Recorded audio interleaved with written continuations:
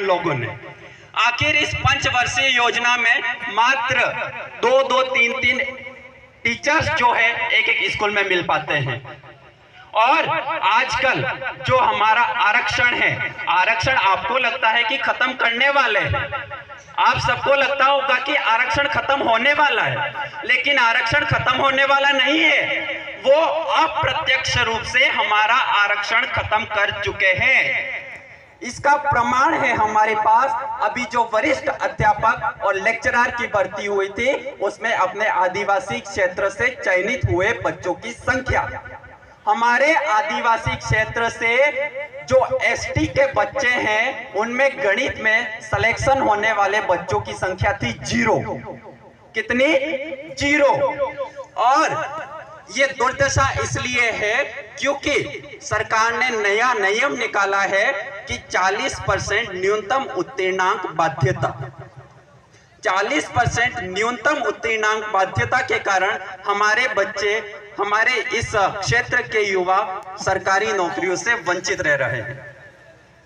हम quality education का विरोध नहीं करते, हम चाहते हैं कि हमारे क्षेत्र में भी क्वालिटी एजुकेशन हो, अच्छी शिक्षा मिले, लेकिन इस तरह से हमारे क्षेत्र में 0 सिलेक्शन होने के बाद इस क्षेत्र में कोई अध्यापक ही नहीं मिलेगा, ना गणित का मिलेगा, ना विज्ञान का मिलेगा, तो ये हमें क्वालिटी एजुकेशन मिलेगा?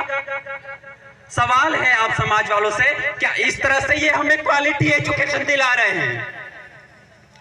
उसके बाद मैं दूसरी बात करना चाहूंगा विश्व आदिवासी दिवस के लिए अपने प्रशासन से हुए संघर्ष के बारे में।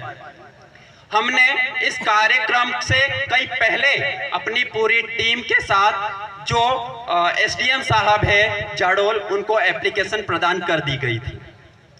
एप्लीकेशन प्रदान करने के बाद नींद में था प्रशासन नींद में था, और कल जब यहाँ पर टेंट की सब व्यवस्था हो गई, यहाँ पर पूरी तैयारी हो चुकी थी, उसके बाद प्रशासन ये प्रेस नोट जारी करता है कि ओलंपिक के चलते आपको इस कुंडला ग्राउंड में कार्य करने की अनुमति नहीं मिलती है।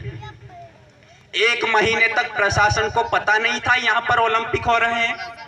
और दूसरी बात, ओलंपिक यहाँ पर कल से ही समाप्त हो चुके थे, यहाँ पर कोई ओलंपिक नहीं था, परंतु कुछ राजनीतिक लोगों के चक्कर में, उनके दबाव में आकर हमारे जो अधिकारी गण हैं वो भी निष्पक्षता नहीं कर पा रहे थे। हमारे अधिकारी गण जो है उनसे मैं कहना चाहूंगा, आप एक आरएस अधिकारी लेवल का एग्जाम पास करके यहाँ क्वालिफाई होकर आते हैं। इतना बड़ा एग्जाम क्वालिफाई करने के बाद आपको इस देश दुनिया का पूरा नॉलेज होता है, तो इतना नॉलेज लेने के बाद आप इन 2% नेताओं के आगे क्यों झुकते हो? आप इन 2% नेताओं के आगे क्यों झुकते हो, ये मैं पूछना चाहता हूं। अगर आप ईमानदारी के साथ कार्य करते हैं तो हमारा पूरा आदिवासी समाज ही नहीं, पूरा सर्व समाज ईमानदारी के साथ खड़ा रहेगा, आपको आज तक नहीं आने देगा। परंतु आप निष्पक्षता के साथ न्याय नहीं करते हैं। कल भी हमारे को एसडीएम साहब ने कहा कि मैं आपको यहाँ कार्यक्रम करने की अनुमति नहीं देता हूँ, आप यहाँ कार्यक्रम नहीं कर सकते हैं। हमारी टीम ने उनसे वार्ता की और उनसे बोला कि यहाँ पर आप कार्य करने की अनुमति प्रदान नहीं करते हो, हम तब भी कार्य यहाँ करेंगे, हम तब भी कार्यक्रम यहाँ करेंगे, और 10 तारीख की सुबह हम सब आपके थाने में उपस्थित हो जाएंगे और खुद के खिलाफ रिपोर्ट दर्ज करा देंगे कि हम आदिवासी लोगों ने इस आदिवासी क्षेत्र में विश्व आदिवासी दिवस मनाने का जुर्म किया है। इस जुर्म के खिलाफ हमें अरेस्ट कर लो।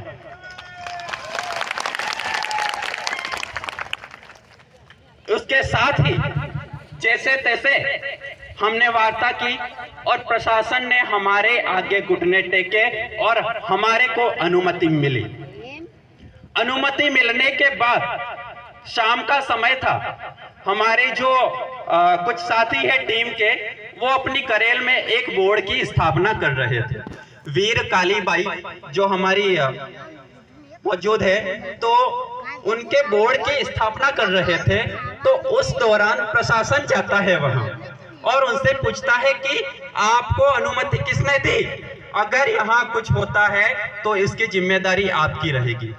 मैं पूछना चाहूंगा, उस बोर्ड की स्थापना जहां की है उससे 100 मीटर आगे एक रेड बोर्ड पर लिखा हुआ है यहां पर अंग्रेजी शराब मिलती है।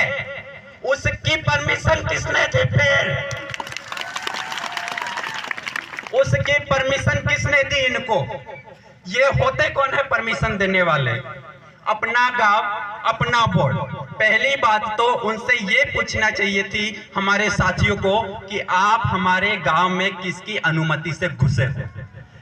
क्या हमारे गांव के मुखिया से आपने इस गांव में घुसने की अनुमति ली? अगर नहीं तो आप वापस मुड़िए, आपका यहां कोई काम नहीं है। तो मैं निवेदन करना चाहूंगा हमारे फलासिया के जो अधिकारी गण हैं, जो प्रशासन है, उससे मैं निवेदन करना चाहूंगा कि आगे से आप ऐसे मामलों में अपनी दखल अंदाजी ना करें। हमारा जो आदिवासी परिवार है, हमारा समाज आपकी इज्जत करता है, सिर्फ आप ही की नहीं समस्त अधिकारियों की इज्जत करता है, क्योंकि अधिकारी गण अपने साथ पूरी